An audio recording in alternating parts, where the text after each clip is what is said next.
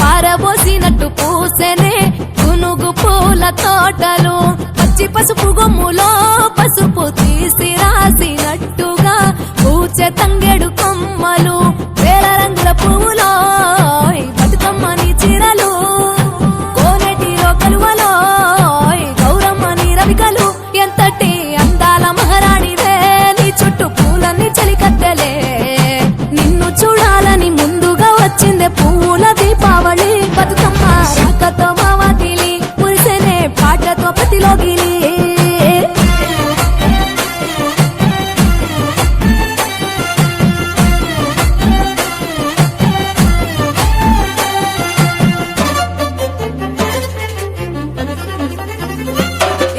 గంగమ్మ దిగి వచ్చే చినుకై నీ కోసం చెరువులో నిలిచింది ఆకాశం.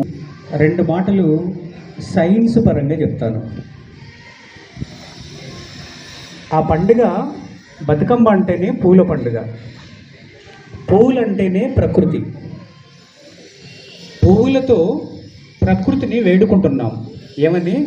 అమ్మా మమ్మల్ని బతకనివ్వు అని ప్రకృతిని ఆరాధిస్తున్నాము, మమేకమవుతున్నాము, వేడుకుంటున్నాము, పూజిస్తున్నాము.